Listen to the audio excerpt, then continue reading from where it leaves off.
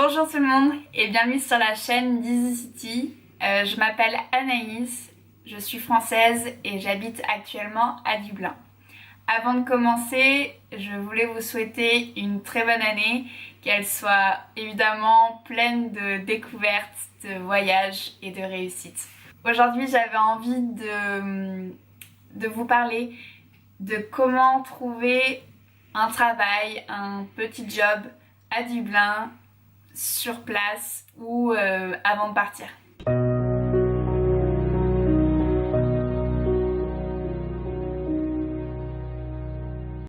On va faire ça en petites listes. Moi j'aime bien les petites listes, sinon après je me répète et je vous dis des bêtises. Alors je mets évidemment en numéro 1 le moyen que je connais le mieux, c'est-à-dire le programme d'assistanat du CIEP. Le CIEP, c'est un opérateur du ministère de l'Éducation nationale. Donc, ses missions s'articulent autour de 3 axes d'activité.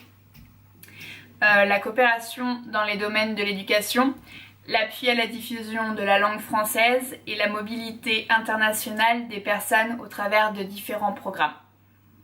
C'est pas moi qui l'ai dit, hein, c'est sur le site. Pour être assistant de français, donc dans une école irlandaise ou dans un autre pays d'ailleurs, je vous conseille de vous rendre sur le site www.ciep.fr et d'aller dans la rubrique mobilité internationale, puis assistant de français à l'étranger, et de faire simplement le test d'éligibilité. Voilà. Je peux pas vous le dire trop vite, sinon après je ploupe. Et pour qu'il n'y ait pas trop de déçus, je tiens juste à préciser qu'il faut être inscrit en études supérieures lors de l'élaboration de votre dossier.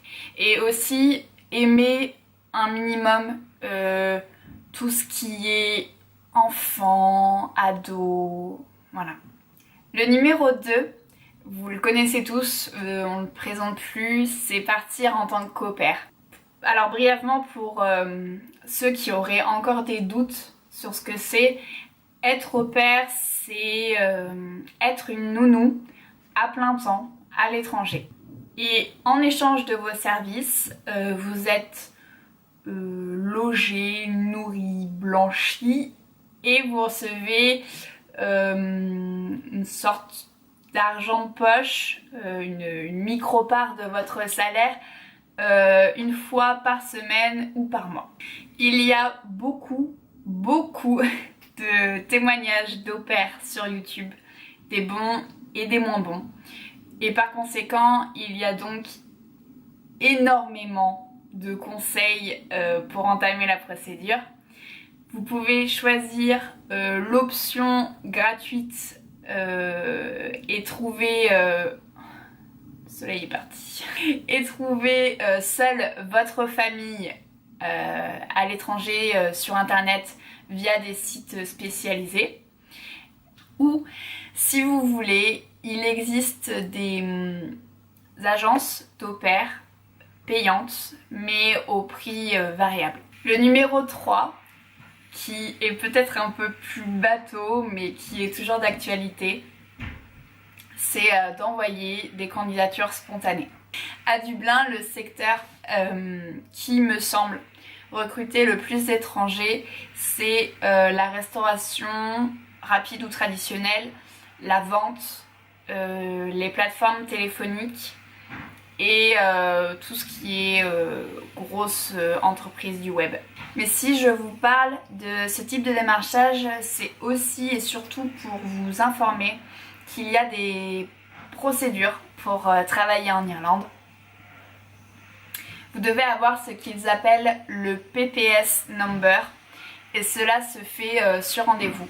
Ils vous demanderont une lettre de votre employeur confirmant que vous travaillez ou allez travailler pour lui et un justificatif de domicile en Irlande.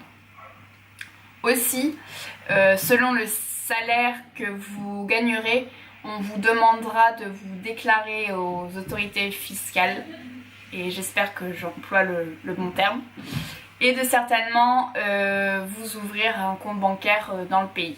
Le numéro 4 que j'avoue connaître que depuis très récemment, c'est le VIE, le volontariat international en entreprise. C'est un moyen permettant donc à des entreprises de confier diverses missions professionnelles d'une durée allant de 6 à 24 mois il me semble, et donc à l'étranger. Et ça peut aller du statut de stagiaire à employé. J'ai fait ma petite enquête et pour ce mois-ci j'ai trouvé 11 offres de travail en Irlande. Pour plus d'informations et pour voir un peu le type d'annonce qui s'y trouve, je vous donne l'adresse du site www.cvweb.com où j'espère que vous trouverez votre bonheur. Avant de terminer cette vidéo, sachez que EasyCity peut vous aider dans la plupart de vos démarches. Vous avez sur le site dublin.easycity.com une rubrique pour les au-pairs. Également pour travailler à Dublin. Ah oui, EasyCity vous propose des sortes de kits pour traduire votre CV ou votre lettre de motivation. Il y en a aussi un pour vous entraîner un entretien. Donc je trouve ça super personnellement. Si vous avez envie de vous expatrier mais que vous avez besoin de travailler sur place pour vivre comme le commun des mortels, mettez toutes les chances de votre côté. Comme toujours, n'hésitez pas à laisser des commentaires si vous avez des questions ou si vous avez d'autres idées pour trouver un job à Dublin. Vous pouvez mettre un petit pouce bleu et vous abonner à la chaîne d'EasyCity, ça fait toujours plaisir. Et je vous dis à la prochaine!